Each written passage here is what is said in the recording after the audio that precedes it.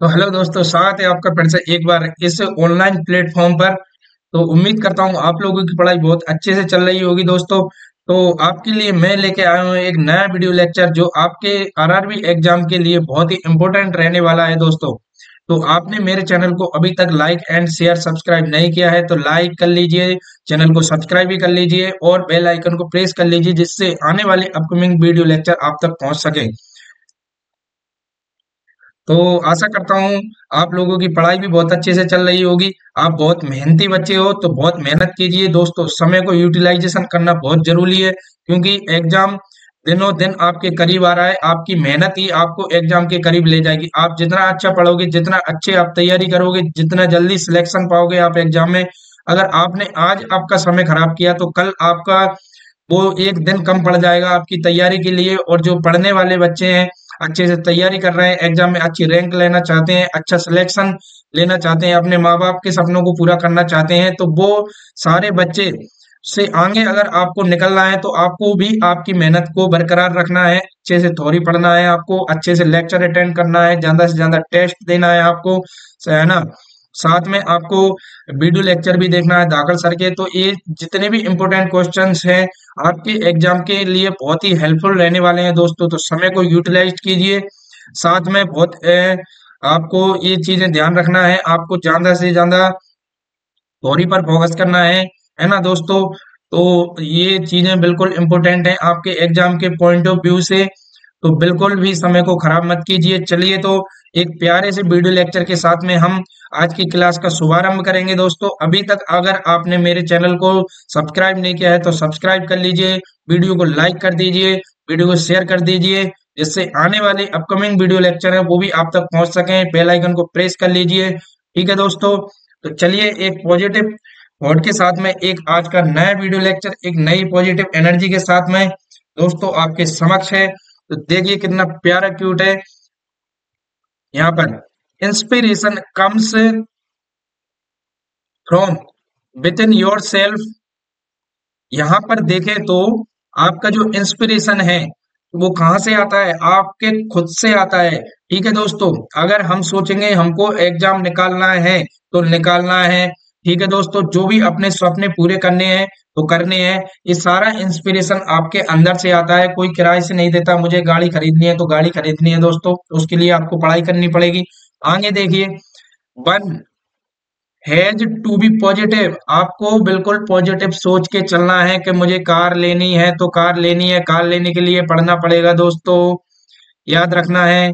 उसके बाद चलिए, व्हेन यू आर पॉजिटिव, आप पॉजिटिव रहेंगे तो ही ये सपना आपका पूरा होने वाला है ना। किसी की नेगेटिव बातों में बिल्कुल नहीं आना है। तेरे से होगा तो तेरे से ही होगा, दूसरे से नहीं होगा, ठीक है दोस्तों। तो उसे करके दिखाना है, जलवे बरकरार रखना है आपको और सामने वाला जलन बरकरार रखेगा दोस्तों, ठीक है। तो गुड थिंग्स हैपन, जिससे क्या हो आपके जीवन बहुत ही अच्छा रहे। आप कार खरीद लो दोस्तों और बढ़िया से घूमो। एग्जाम पर्पज से आप देखो तो आपको बहुत ही अच्छे से तैयारी करनी है। ये पॉजिटिव क्यूट आपके दिमाग में बैठा लीजिए, बहुत ही इंस्पिरेशन चीजें है ये, ठीक है दोस्तों। चलिए तो आज के इस वीडियो लेक्चर की शुरुआत करते हैं हम।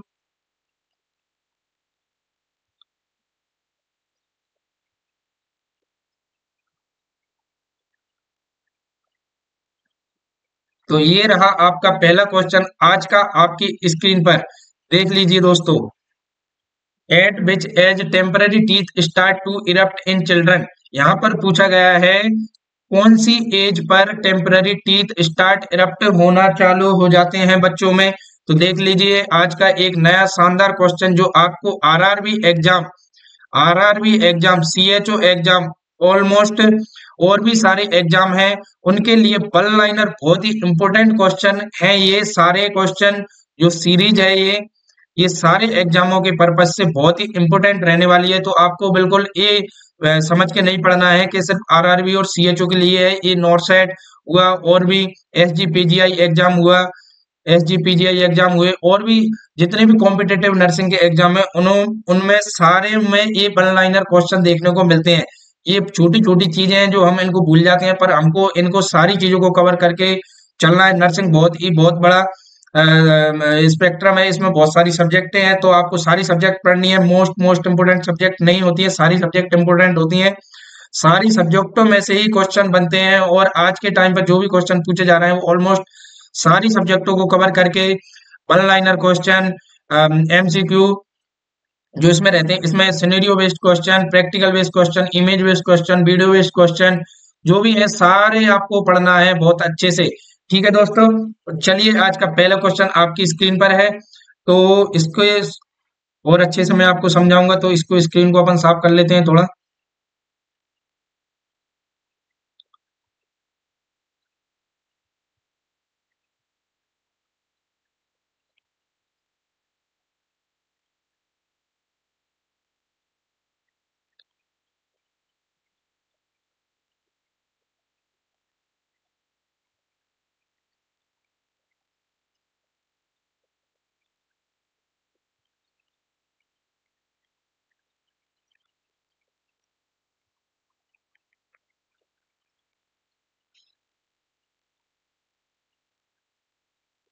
तो चलिए दोस्तों, शुरुआत करते हैं इस क्वेश्चन की।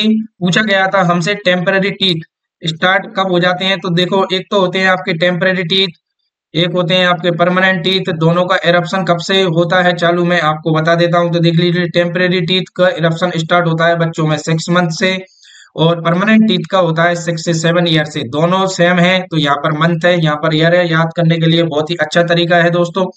तो चलिए इसका आंसर टिक कर देते हैं हम। ये रहा 6 मंथ पर आपका जो भी छोटे बच्चे होते हैं उनमें इरप्शन ऑफ टीथ स्टार्ट हो जाते हैं दोस्तों। ठीक है, ये बहुत ही इंपोर्टेंट क्वेश्चन है, आपके एग्जाम में पूछा जाता है, और है ना। चलिए, तो अगले क्वेश्चन की ओर चलते हैं।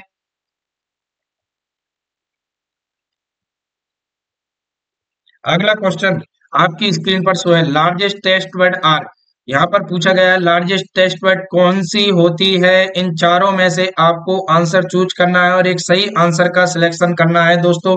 तो चलिए मैं आपको बता देता हूँ लार्जेस्ट टेस्ट बेड कौन सी होती है। तो यहाँ पर हम बात करें लार्जेस्ट टेस्ट बेड रहती है वो कौन सी रहती है, बेलेट। इसका जो राइट आंसर है वो क्या है, बेलेट। ठीक है दोस्तों, इसको इमेज के थ्रू मैं आपको समझा देता हूँ, यहाँ पे आपको आसानी से समझ में आ जाएगा। तो यहाँ पर हम देखें तो ये टंग की स्ट्रक्चर है दोस्तों।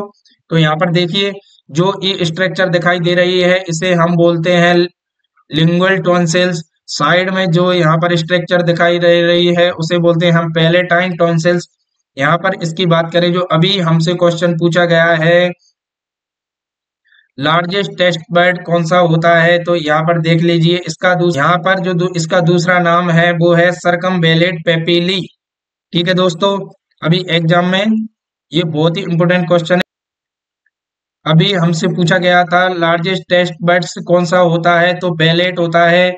उसका दूसरा नाम क्या है आपका, तो हम बता देंगे क्या है उसका दूसरा नाम, सरकमबैलेट। पूरा नाम है उसका सरकमबैलेट पेपिली, जो लार्जेस्ट टेस्ट बेड है। साथ में इस साइड में जो है इनको बोलते हैं हम फंगी फॉर्म पेपिली पिली, ये सेंट्रल में है पिलीफॉर्म पेपिली।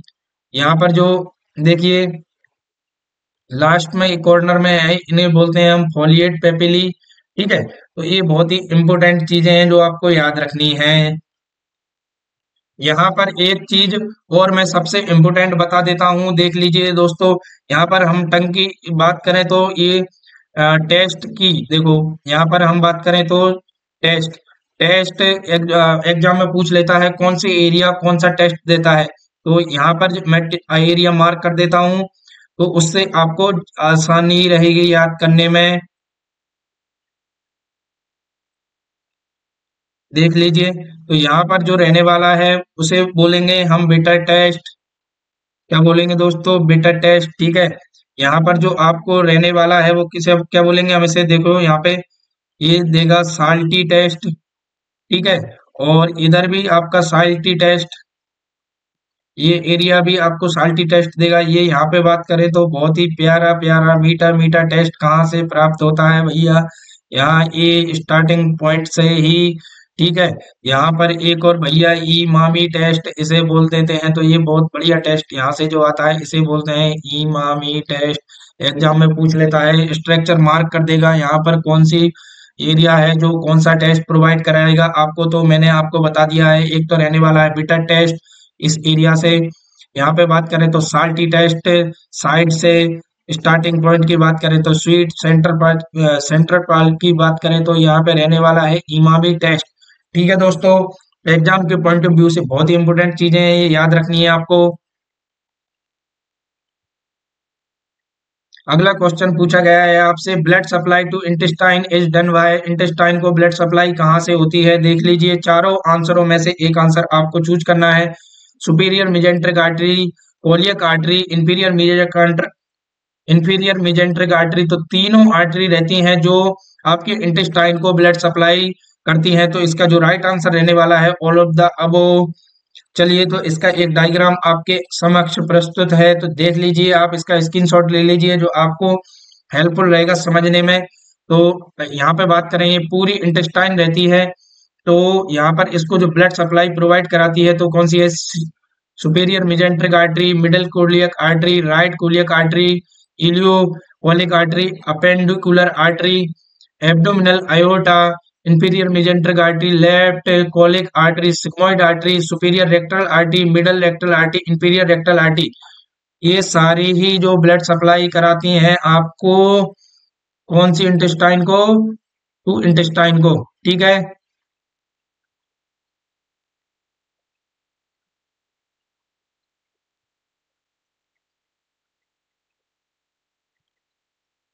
तो ये सारी आर्टरी आपकी इंटेस्टाइन को ब्लड सप्लाई कराती हैं दोस्तों। ठीक है, चलो अगले क्वेश्चन की ओर।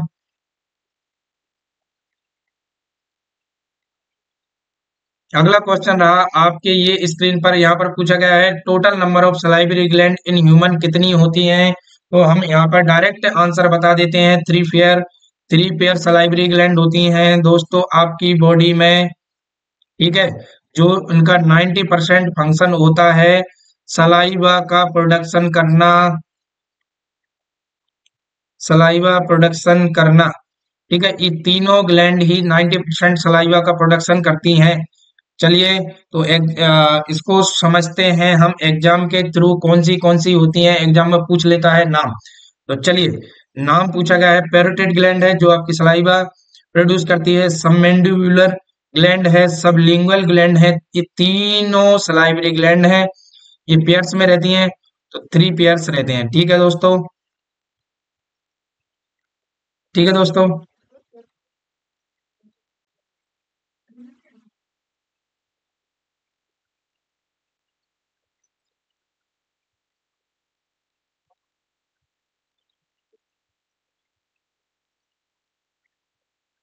अगला क्वेश्चन आपके समक्ष प्रस्तुत है, पूछा गया है accessory organ of digestive system are except. Accessory organ कौन से होते हैं डाइजेस्टिव सिस्टम के को छोड़कर। तो चलिए भी इसका आंसर हम सिलेक्ट कर लेते हैं। बहुत ही इंपॉर्टेंट क्वेश्चन है जो आपके आरआरबी यूपीसीए जो और भी नर्सिंग एग्जाम को फोड़ने को काम में आने वाले हैं दोस्तों। तो चैनल को सब्सक्राइब कर दीजिए, बेल आइकन को प्रेस कर लीजिए, जिससे आने वाले अपकमिंग इंपोर्टेंट लेक्चर हैं जो आपके समक्ष आपको मिल जाए। तो दोस्तों चलिए, इसका आंसर मैं आपको बता देता हूं। तो देखिए, लीवर है आपका असेसरी ऑर्गन है, पेनक्रियाज आपका असेसरी ऑर्गन है, सलाइवरी ग्लैंड असेसरी ऑर्गन है, प्रोस्टेट ग्लैंड असेसरी ऑर्गन नहीं है दोस्तों। आंसर गया है डी। चलिए, इसको समझ लेते हैं हम। एनाटॉमी एंड फिजियोलॉजी की एमसीक्यू सीरीज है, तो इसको एग्जाम में हम कैसे समझेंगे। तो इसको हम समझेंगे दोस्तों एग्जाम में, इसको हम समझेंगे दोस्तों। चलिए, तो एनाटॉमी एंड फिजियोलॉजी की एमसीक्यू सीरीज है, तो इसको हम समझेंगे डायग्राम के थ्रू। यहाँ पर देखिए, सलाइवरी ग्लैंड है, ये असेसरी ऑर्गन है, लीवर असेसरी ऑर्गन है, पेनक्रियाज असेसरी ऑर्गन है, गॉल ब्लेडर असेसरी ऑर्गन है। तो यहाँ पर बात करें तो सलाइवा प्रोड्यूस करती हैं कौन, सलाइवरी ग्लैंड जो फूड को बढ़िया से मिक्स करके उसको पचाने का कार्य करती है। तो सबसे यहाँ पे इम्पोर्टेंट क्वेश्चन पूछ लेता है, तो क्वेश्चन क्या पूछेगा आपका एग्जामिनर, आपका फूड का डाइजेशन शुरू कहाँ से हो जाता है। तो फर्स्ट यहाँ से ही शुरू हो जाता है, माउथ से डाइजेशन फूड का। स्टार्ट हो जाता है तो एग्जाम में डायरेक्ट क्वेश्चन आएगा आपका आपका डाइजेशन शुरू कहाँ से हो जाता है, तो माउथ से स्टार्ट हो जाता है दोस्तों। उसके बाद सेकंड जो असेसरी ऑर्गन है इम्पोर्टेंट, लीवर, लीवर के द्वारा प्रोड्यूस होता है बाइल। ठीक है दोस्तों, इसको थोड़ा जूम कर लेते हैं। चलिए, तो देख लीजिए यहाँ पे बाइल, ये प्रोड्यूस होता है बाइल लीवर के द्वारा। बाइल के द्वारा क्या होता है, आपका जो फूड है उसका एब्जॉर्प्शन बहुत अच्छे से होता है, एब्जॉर्प्शन कराता है, साथ में ये अच्छे से डाइजेशन भी कराता है बाइल। ठीक है, ये मिक्स कहाँ पर होता है, कल मैंने आपको बताया था, ये लीव गॉल ब्लेडर के द्वारा बाइल रिलीज होगा, सिक्रेट होता है लीवर के द्वारा। आपको मिलेगा फर्स्ट पार्ट ऑफ ड्यूडिनम में आके मिक्स हो जाएगा फूड के साथ में, जो क्या होगा, जो आपका एसिडिक काइम था, एसिडिक काइम था, उसके साथ मिक्स होके ये रहता है भैया बेसिक नेचर का बाइल, एल्कलाइन नेचर का होता है, एल्केलाइन नेचर का होता है। दोनों को मिक्स करके ये क्या कर देता है, न्यूट्रलाइज कर देता है माहौल को, जिससे क्या होता है फूड आपका बहुत आसानी से पच जाता है। तो सबसे इम्पोर्टेंट क्वेश्चन रहता है यहाँ पे, पूछा जाता है आपके फूड का बेस्ट एब्जॉर्प्शन कहाँ पर होता है, तो पूछ लेता है एग्जामिनर, स्मॉल इंटेस्टाइन में होता है दोस्तों। याद रखना है आपको, बहुत ही इंपॉर्टेंट क्वेश्चन है, आपसे बनता ही बनता है एग्जाम में, एक क्वेश्चन ये हो गया। नेक्स्ट चलते हैं पेनक्रियाज की ओर। पेनक्रियाज क्या करता है, पेनक्रियाज पेनक्रियाटिक जूस रिलीज करता है, जो आपके पेनक्रियाटिक जूस या एंजाइम, एंजाइम रहते हैं, रिलीज होते हैं पेनक्रियाज के द्वारा, जो आपके फूड को पचाने का कार्य करते हैं, जिसमें इंपोर्टेंट रहते हैं फैट है आपका, प्रोटीन हो गया, प्रोटीन हो गया, कार्बोहाइड्रेट हो गया, कार्बोहाइड्रेट हो गया, कार्बोहाइड्रेट हो गया, इन सबको पचाने का कार्य किसका रहता है, पेनक्रियाटिक जूस इनको तोड़ने का कार्य करता है। ठीक है दोस्तों, तो एग्जाम में बहुत ही इंपोर्टेंट क्वेश्चन। चलो चलो चलो चलो, एक और इम्पोर्टेंट क्वेश्चन मैं आपको बता देता हूँ, यहाँ पे देख लीजिए। चलिए, तो इसको भी नोट कर लीजिए। यहाँ पे देखो पहला क्वेश्चन आपका, पेनक्रियाज की बीटा सेल से, याद रखना, बीटा सेल से क्या रिलीज होता है दोस्तों, इंसुलिन रिलीज होता है। यहाँ की एल्फा सेल से क्या रिलीज होता है दोस्तों, तो ग्लूकागॉन रिलीज होता है। ग्लूकागॉन जो आपको क्या करता है भैया, ये करता है मेंटेन, इन दोनों का फंक्शन है मेंटेन शुगर लेवल। ये क्या करता है, मेंटेन शुगर लेवल। बहुत ही इंपॉर्टेंट क्वेश्चन है। तो इंसुलिन, ग्लूकागॉन, ये आपकी बॉडी में शुगर लेवल को मेंटेन रखते हैं। बीटा सेल्स के द्वारा इंसुलिन रिलीज होता है, अल्फा सेल के द्वारा ग्लूकागॉन रिलीज होता है। एग्जाम में बहुत ही इंपॉर्टेंट क्वेश्चन है, ये पूछा ही पूछा जाता है। ठीक है दोस्तों, तो यहाँ पर हो गए आपके सारे important accessory organ digestive system के। ठीक है, चलिए तो अगले क्वेश्चन की ओर। अगला क्वेश्चन आपकी स्क्रीन पर शो है, पूछा गया है in adult weight of the kidney, आपके एडल्ट में किडनी का वेट कितना होता है, तो देख लीजिए दोस्तों। तो यहाँ पे मैं आपको डायरेक्ट राइट आंसर बता देता हूँ, तो इसका जो राइट आंसर रहने वाला है डी, 140 ग्राम। यहाँ पर पूछा जाता है दोस्तों, देख लीजिए यहाँ पर पूछा क्या जाता है मेल और फीमेल में। तो मेल की बात करें, यहाँ पे देख लीजिए, एक तो होती है आपकी राइट किडनी, एक होती है आपकी लेफ्ट किडनी दोस्तों। यहाँ पर भी एक राइट किडनी होती है फीमेल में, ऐसा नहीं है कि एक एक ही किडनी हो, फीमेल में दो किडनी होती है दोस्तों, फीमेल बुरा मान जाएंगी। तो देख लीजिए यहाँ पे, चलिए चलिए चलिए, आपका एक आरआरबी सीरीज का सबसे इम्पोर्टेंट क्वेश्चन जो आपके एग्जाम में छपा छपाया है दोस्तों, याद रख लीजिए इसको। तो यहाँ पर देख लीजिए, मैं आपको बता देता हूँ क्या पूछ रहे थे। राइट किडनी, राइट किडनी यहाँ पे 129 ग्राम इसका होता है, राइट किडनी का किस्म होता है मेल में, यहाँ पर थोड़ी भारी होती है, लेफ्ट इसमें होता है 139 ग्राम। ये डाटा बिल्कुल फैक्टेड है, याद रखना है आपको। राइट किडनी का पूछ ले तो 129 ग्राम, 10 का गैप है, 139 ग्राम। लेफ्ट किडनी का बेर भार थोड़ा ज्यादा होता है, फीमेल में पूछ ले राइट किडनी का तो 108, 108, 108 ग्राम। लेफ्ट का पूछ ले तो इसका रहने वाला है कितना दोस्तों, या लेफ्ट का पूछ ले तो कितना रहने वाला है दोस्तों, तो इसका रहने वाला है 116 ग्राम, 116 ग्राम इसका भार रहने वाला है। एग्जाम में पूछ लेगा आपका, बहुत ही इंपॉर्टेंट क्वेश्चन है जो किडनी का भार। चलिए आपको समझ लेते हैं हम इसको स्ट्रक्चर के थ्रू। ये रहा आपका किडनी का स्ट्रक्चर, इसका स्क्रीनशॉट ले लीजिए आप। ये आपकी ये स्ट्रक्चर दिख रही है, यहाँ पर देख लीजिए रीनल कॉर्टेक्स, ये आपका रहने वाला है रीनल मेडुला। यहाँ पर जो स्ट्रक्चर दिखाई दे रही है इसे बोलते हैं हम रेनिल पेपिला। ये आपके हैं रीनल पिरामिड्स, है ना दोस्तों। ये गैप है आपके रीनल पिरामिड्स में, इन्हें बोलते हैं हम रीनल कॉलम्स। ये आपको जो स्ट्रक्चर दिखाई दे रही है इसे बोलते हैं फाइब्रस कैप्सूल्स। ये आपके माइनर कैलिक्स, ये है आपके मेजर कैलिक्स। ये रहा आपका यूरेटर्स, यूरेटर निकला रहता है ये आपका यहाँ पे। ये रही आपकी रीनल पेल्विस, ठीक है दोस्तों। एक होती है रीनल वेन और एक होती है रीनल आर्टरी। रीनल आर्टरी का क्वेश्चन एग्जाम में सबसे इंपोर्टेंट पूछा जाता है, कौन सी आर्टरी है जो आपकी किडनी को ब्लड सप्लाई करती है, ब्लड सप्लाई, ब्लड सप्लाई करती है। तो यहाँ पर आपका जो राइट आंसर रहने वाला है रीनल आर्टरी आपकी किडनी को ब्लड सप्लाई करती है, ठीक है। चलिए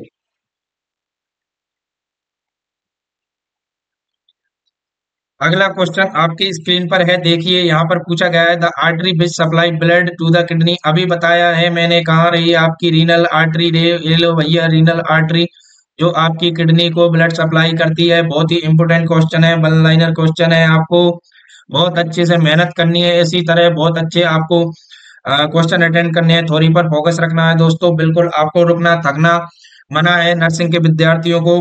तो चलिए आपको बहुत जोर से मेहनत करनी है, हम भी बहुत ही पॉजिटिव एनर्जी के साथ में आगे बढ़ रहे हैं। बिल्कुल आपको प्रभु का ध्यान करके आपको तैयारी करनी है, आपको एग्जाम को बहुत अच्छे से अटेंड करना है, तैयारी को मजबूत बनानी है। आपको अच्छी तैयारी हो जाएगी, मजबूती के साथ आप एग्जाम में बैठोगे, एग्जाम में सिलेक्शन लोगे अच्छी रैंक के साथ में, रैंक के साथ में सिलेक्शन होने के बाद आप आपके माता पिता का सपना पूरा कर सकोगे, आपके सारे ड्रीम पूरे होंगे यहाँ पे दोस्तों। चलिए तो पूछा गया है यहाँ पे which is the most common cation in extra cellular fluid. एक होते हैं यहाँ पे,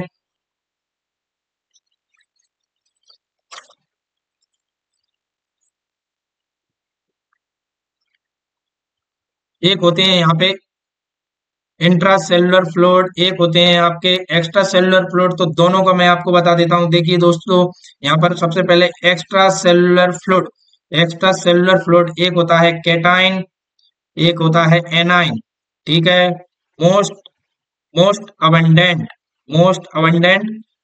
उसके बाद एक होता है आपका इंट्रासेलुलर, इंट्रासेलुलर फ्लूइड, ठीक है। तो यहाँ पर मैं आपको बता देता हूँ, चलिए एक कैटाइन, ठीक है, और एनाइन। चलिए तो मैं आपको बता देता हूँ यहाँ पे किसके बारे में, इंट्रा एक्स्ट्रा सेलुलर फ्लूइड के बारे में। तो आपका जो राइट आंसर रहने वाला है, जो मोस्ट कॉमन कैटायन रहता है एक्स्ट्रा सेलुलर फ्लूइड का, तो राइट आंसर रहने वाला है आपका दोस्तों क्या रहने वाला है, सोडियम, सोडियम, सोडियम, सोडियम, ठीक है दोस्तों। तो आपको एग्जाम में ऐसे ही बिल्कुल अच्छे से मेहनत करनी है और क्वेश्चनों को बहुत अच्छे से अटेंड करना है। वन लाइनर क्वेश्चन है लेकिन सिली मिस्टेक हो जाती है जिससे आपकी नेगेटिव मार्किंग आपको एग्जाम में देखने को मिलती है। चलिए तो आपकी बात करें, आपका हो गया है, ठीक है। एनाइन की बात करें तो एनाइन, एनाइन यहाँ पे इसमें ऑप्शन में नहीं है, एनाइन है, एनाइन है। मोस्ट कॉमन होता है क्लोराइड, कौन सा, एक्स्ट्रा सेलुलर, एक्स्ट्रा सेलुलर क्या होता है, एक्स्ट्रा सेलुलर। इंट्रा सेलुलर की बात करें कैटाइन कौन सा होता है, तो यहाँ पर पूछ लेता है भैया क्या होता है, पोटेशियम होता है दोस्तों, क्या होता है, पोटेशियम होता है कैटाइन, ठीक है। उसके बाद एनाइन की बात करें तो ये होता है भैया फॉस्फेट, फॉस्फेट ये मोस्ट अबंडेंट रहता है, मोस्ट अबंडेंट रहता है। तो एग्जाम में आपके बन गए हैं यहाँ पर चार क्वेश्चन, पूछ ले आपसे यहाँ पर एक्स्ट्रा सेलुलर कैटाइन क्या होता है, तो सोडियम। यहाँ पर पूछ ले एक्स्ट्रा सेलुलर एनाइन क्या होता है, एनाइन, एक्स्ट्रा सेलुलर एनाइन। तो अभी मैंने आपको बताया क्या होता है भैया, क्लोराइड होता है, ठीक है, सोडियम क्लोराइड। से याद रखो आप, इंट्रासेलुलर का पूछे तो कैटाइन क्या होता है भैया, पोटेशियम होता है। मोस्ट अबंडेंट एनाइन कौन सा होता है, तो भैया फॉस्फेट होता है। चारों के आंसर आपके समक्ष प्रस्तुत हैं। बहुत ही इंपोर्टेंट क्वेश्चन है जो आपके एग्जाम में ही आते हैं दोस्तों। चलिए तो अगला क्वेश्चन आपके समक्ष प्रस्तुत है, यहाँ पर पूछा गया है, देखिए दोस्तों, in following which is the most cation in intracellular fluid. अभी बताया था मैंने, क्या रहने वाला है इसका आंसर, के प्लस, पोटेशियम, ठीक है दोस्तों।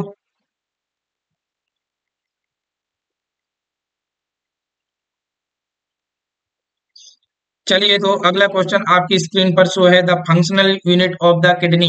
Functional unit of the kidney क्या होती है? तो चलिए भैया, ये होती है आपकी functional unit of kidney, structural structural and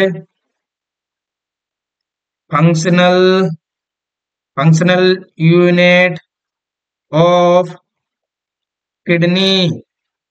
ठीक है, ये रहती है आपकी क्या भैया? नेफ्रॉन। राइट आंसर रहने वाला है आपका नेफ्रॉन। ये क्या कराता है? ये इसका काम है फिल्ट्रेशन।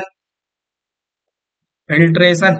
इनकी संख्या की बात करें तो भैया ये किडनी में रहते हैं मिलियंस में। संख्या में कैसे रहते हैं? मिलियंस में रहते हैं। इनका काम है क्या? फिल्टरिंग। फिल्टरिंग। चलो भैया रिंग बजा देते हैं यहाँ पे। चलिए चलिए अगले क्वेश्चन की ओर। ये रहा आपकी नेफ्रॉन की स्ट्रक्चर, स्क्रीनशॉट ले लीजिए।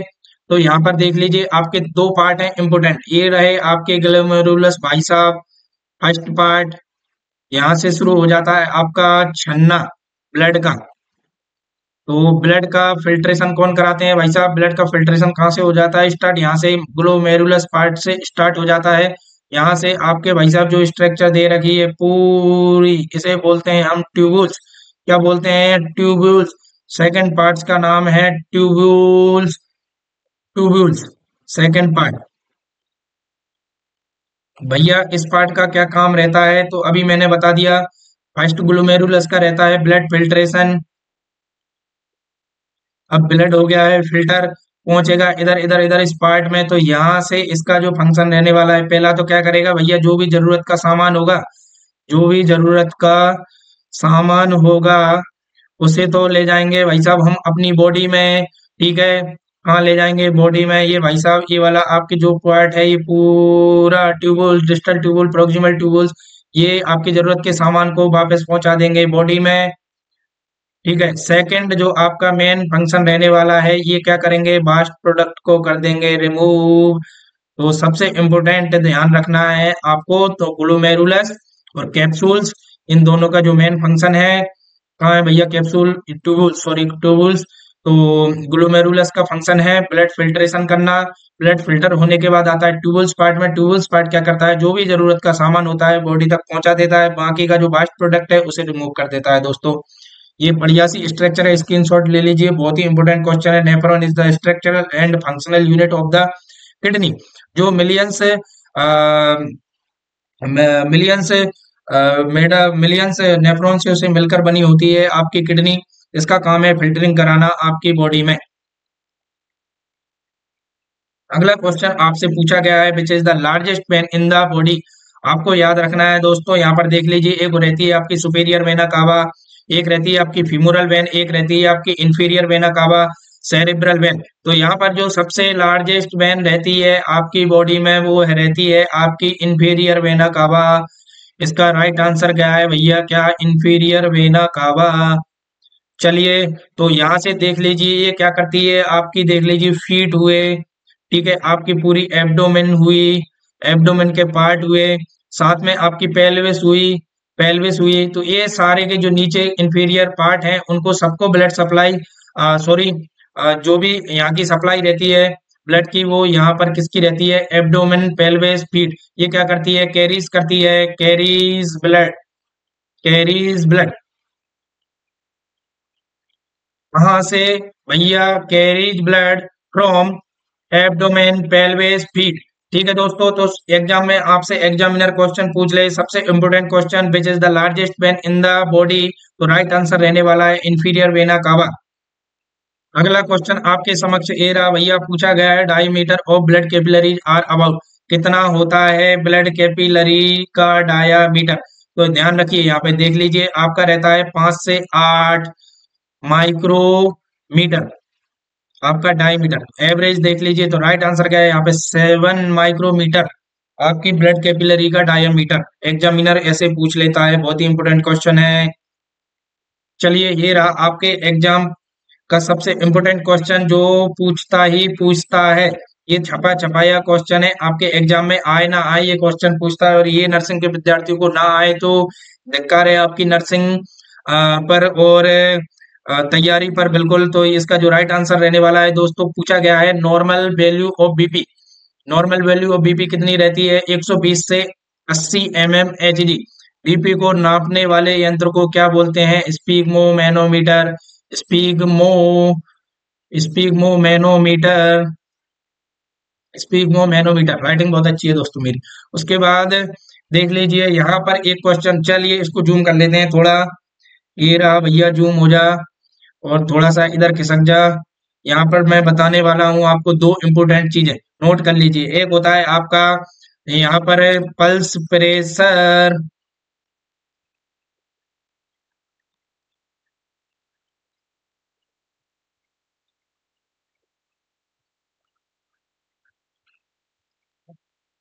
एक रहता है यहाँ पर आपका पल्स प्रेशर। पल्स प्रेशर की बात करें तो देख लीजिए, पल्स प्रेशर क्या होता है, यहाँ पे घटा दें आपके, ये रहा आपके भाई साहब सिस्टोलिक बीपी, ये रहे आपके भैया डायस्टोलिक बीपी। ठीक है, बीपी, डायस्टोलिक बीपी। तो हम यहाँ पे फॉर्मूला सिस्टोलिक बीपी में से माइनस कर दें डायस्टोलिक बीपी को, तो आपका आ जाएगा पल्स प्रेशर।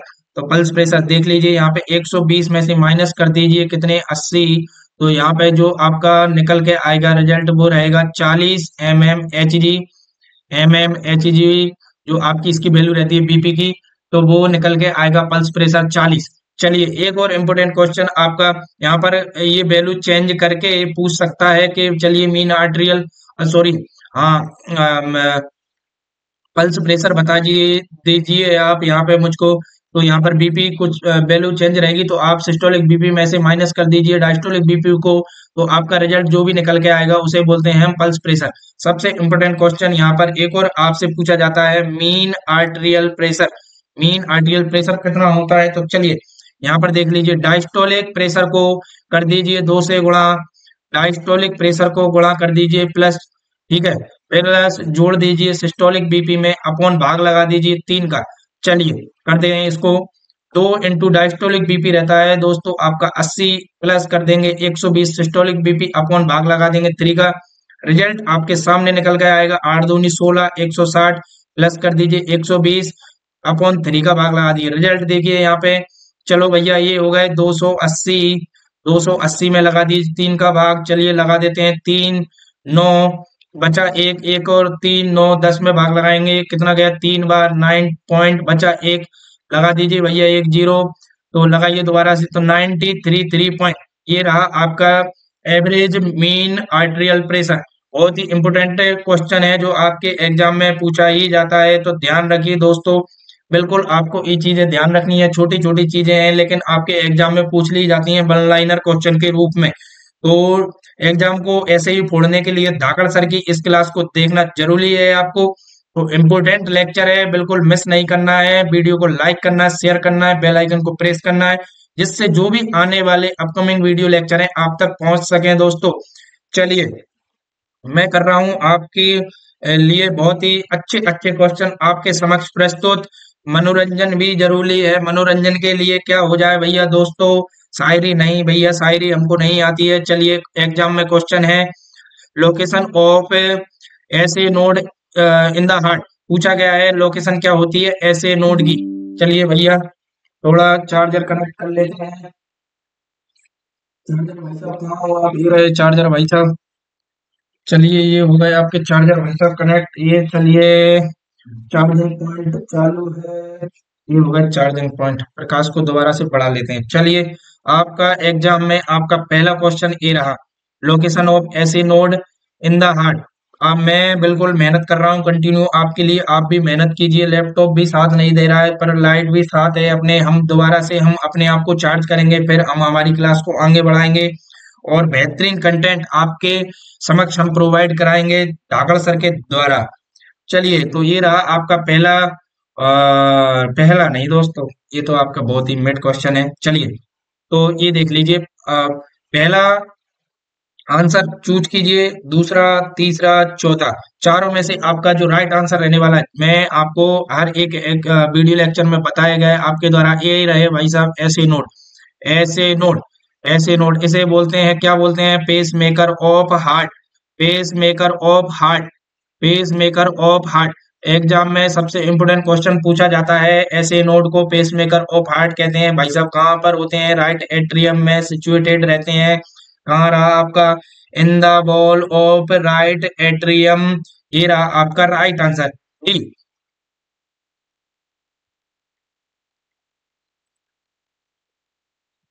अगला क्वेश्चन आपके समक्ष प्रस्तुत है, ये पूछा गया है, देख लीजिए भैया यहाँ पर total period of one cardiac cycle. चलिए तो आपको मैं बेहतरीन बेहतरीन कंटेंट प्रोवाइड करा देता हूँ यहाँ पे, आप इन चीजों को नोट करते चलिए दोस्तों। ठीक है, तो यहाँ पर देख लीजिए total periods of cardiac cycle, तो राइट आंसर रहने वाला है आपका क्या भैया? ये 0.8 सेकंड का रहता है। चलिए वन कार्डियक साइकिल कितना रहता है आपका? 0.8 सेकंड का, तो राइट आंसर आपके समक्ष प्रस्तुत है दोस्तों। चलिए अगले क्वेश्चन की ओर। अगला क्वेश्चन आपके समक्ष प्रस्तुत है, यहाँ पर देख लीजिए, इन cardiac cycle duration of atrial systole, ventricular systole, complete cardiac cycle, तो रेस्पेक्टली रेस्पेक्टली बात करें तो यहाँ पे ये चल रहा है भैया आपका कार्डियक साइकिल। ठीक है, तो यहाँ पर पूछा गया है हमसे, क्या पूछा गया है देख लीजिए, atrial systole, ventricular systole, complete cardiac diastole, और यहाँ पर भैया एक होता है आर्ट्रियल आर्ट्रियल डायस्टोल डायस्टोल, एक होता है भैया आपका ये क्या रहता है, वेंट्रिकुलर वेंट्रिकुलर डायस्टोल। ठीक है, ये कंटिन्यूअस रहता है इसी प्रोसेस के साथ में, तो इसका भी मैं टाइम बता देता हूं। तो चलिए इसका जो राइट आंसर रहने वाला है, राइट आंसर सी, 0.1 सेकेंड क्या रहता है भैया आपका? एट्रियल सिस्टोल, याद रखना, एट्रियल सिस्टोल 0.1 सेकेंड पूछा गया है। सेकंड वेंट्रिकुलर सिस्टोल कितना होता है भैया? वेंट्रिकुलर वेंट्रिकुलर सिस्टोल 0.3 सेकेंड पूछा गया है। कंप्लीट कार्डियक डायस्टोल कितना होता है भैया? ये रहता है 0.4 सेकेंड। तो एग्जाम में अलग अलग भी पूछ सकता है, तो यहाँ से पूछा गया है हमको रेस्पेक्टिवली लाइन से, तो 0.1 second, 0.3 second, 0.4 second. Atrial systole, ventricular systole, complete cardiac diastole, atrial systole इसी साइकिल के साथ में इसी समय कंटिन्यूअस कंटिन्यूअस प्रोसेस रहती है। एक और क्या रहती है? डायस्टोल डायस्टोल डायस्टोल की बात करें तो इसका समय मैं बता देता हूं आपको। तो डायस्टोल भाई साहब रहते हैं वेंट्रिकुलर, चलिए थोड़ा गर्दन में पेन है भैया। आर्टियल डायस्टोल की बात करें तो इसका समय रहता है 0.7 सेकेंड। वेंट्रिकुलर की बात करें तो इसका रहने वाला है 0.5 सेकेंड। ये समय आपको याद रखना है, ये कंटिन्यूअस प्रोसेस है इसी साइकिल के साथ में। चलिए अगले क्वेश्चन की ओर।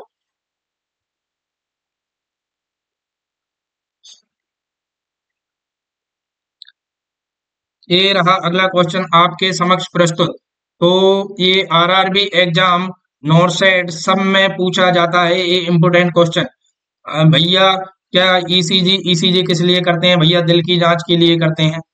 हम तो हैं दिल के मरीज। दिल की जांच, दिल की जांच, हार्ट को भैया दिल भी बोलते हैं क्या? हाँ भैया, हमारे शहर में तो हार्ट को दिल बोलते हैं। तो चलिए कर देते हैं दिल की जांच। तो ईसीजी के द्वारा जो भी जांच की जाती है, इसके लिए की जाती है हार्ट के लिए। तो एग्जामिनेशन ऑफ द हार्ट के लिए जो भी एक मशीन का उपयोग किया जाता है उसका नाम है इलेक्ट्रोकार्डियोग्राफ। चलिए इलेक्ट्रोकार्डियोग्राम,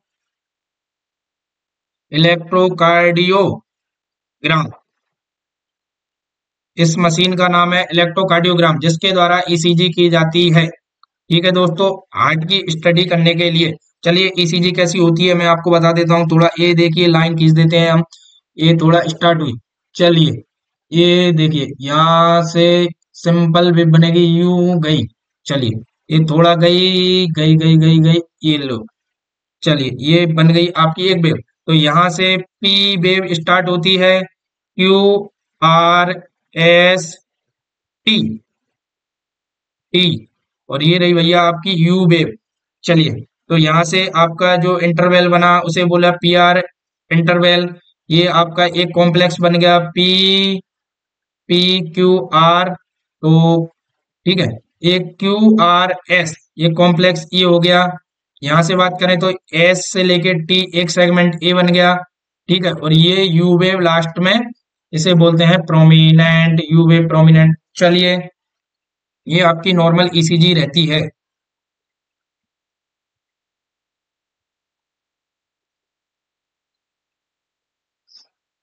अगला क्वेश्चन आपसे पूछा गया है मीडिया स्टीनम मीन्स क्या होता है। तो चलिए इसका राइट आंसर मैं आपको बता देता हूँ। मीडिया स्टीनम कहाँ पर सिचुएटेड रहती है, तो आपके फेफड़ों के बीच की जगह को हम मीडिया स्टीनम बोलते हैं। कहाँ रहे आपके फेफड़े, स्पेस बिटवीन द लंग्स, ये रहे आपके लंग्स, ये रहे भैया आपके फेफड़े। चलिए ये रहे, ये रही भैया आपकी, ये आ गया आपका ब्रोंका, ये निकल गए आपके ब्रोंकस।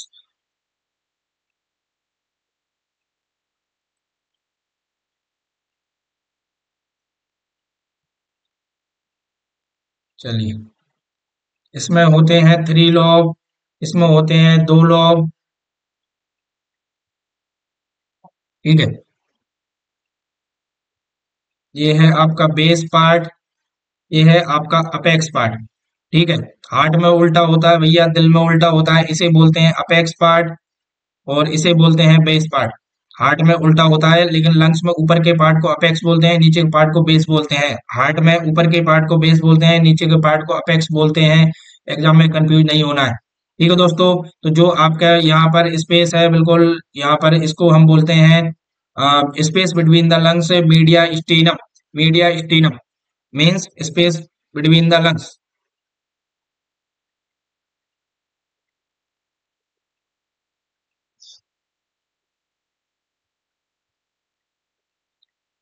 अगला क्वेश्चन आपसे पूछा गया है, हाइपोथैलेमस इज फाउंड इन। चलिए भैया, लास्ट क्वेश्चन है आज के क्वेश्चन सेशन का। आपको उम्मीद करता हूँ ये क्वेश्चन सेशन वीडियो लेक्चर पसंद आएगा। आप ज्यादा से ज्यादा कमेंट कीजिए, कमेंट सेक्शन में इसका आंसर आप बताएंगे मुझे कि हाइपोथैलेमस आपके ब्रेन में, चलिए भैया ब्रेन में ही प्रेजेंट रहता है, तो ब्रेन में कहाँ पर प्रेजेंट रहता है, सेरिबेलम पार्ट, मिड ब्रेन में, सेरिब्रम में, मिड ब्रेन में। तो इन चारों में से एक राइट आंसर है, इसको आपको कमेंट सेक्शन में इसका आंसर देना है दोस्तों। चलिए तो आज के वीडियो लेक्चर को हम यहीं पर खत्म करते हैं दोस्तों। तो उम्मीद करता हूँ आपको ये वीडियो लेक्चर पसंद आया होगा। ज्यादा से ज्यादा इस वीडियो लेक्चर को शेयर कीजिए। नर्सिंग के विद्यार्थी हो आप, तो आपको आपकी भूमिका निभानी है, बहुत अच्छे से मेहनत करनी है। आपके माँ बाप के ड्रीम को पूरा करना है तो आपको बहुत अच्छे से मेहनत करनी ही पड़ेगी। समय को आप खराब करोगे तो समय आपको खराब कर देगा। आपके कोई सपने पूरे नहीं होंगे ना, आप माँ बाप को पागल बना रहे हो, आप खुद को पागल बना रहे हो आप। तो आपकी मेहनत को कंटिन्यू रखना है, समय का यूटिलाइजेशन करना है आपको बहुत अच्छे तरीके से। मेहनत को बहुत ही अच्छी मजबूती प्रदान करना है जिससे आप एग्जाम में बैठ सकें, तो जिससे आपके जो भी डाउट हैं वो भी क्लियर हो जाएं। ज्यादा से ज्यादा थ्योरी पढ़िए, एमसीक्यू सॉल्व कीजिए, गलत क्वेश्चनों को दोबारा से रिव्यू लीजिए, कहाँ मेरा क्वेश्चन है गलत हुआ है। आप आपके कंसेप्ट को क्लियर कीजिए। बगैर कंसेप्ट के एग्जाम में तुक्का मारना बिल्कुल भैया गलत है, इसमें नेगेटिव मार्किंग होती है, आपको रैंक को पीछे ले जाता है, सिलेक्शन से पीछे ले जाता है। तो आपको एक एवरेज तैयारी के साथ में आपकी नेगेटिव मार्किंग को भी बचाना है, एक अच्छी रैंक को लाना है, क्योंकि आज के समय पर कंपटीशन बहुत हैवी हो गया है दोस्तों। तो सिलेक्शन को करना है तो आपको सारी चीजों को पढ़ना है। तो रुकना, थकना, हारना मना है नर्सिंग के विद्यार्थियों के लिए। चलिए भैया आज की क्लास को यहीं पर समाप्त करते हैं। वीडियो को लाइक कर दीजिए, वीडियो को शेयर कर दीजिए, बेल आइकन को प्रेस कर लीजिए, जिससे आने वाले अपकमिंग वीडियो लेक्चर आपके समक्ष पहुंच सके दोस्तों। ठीक है, चैनल को सब्सक्राइब भी कर लीजिए। Thank you, thank you all.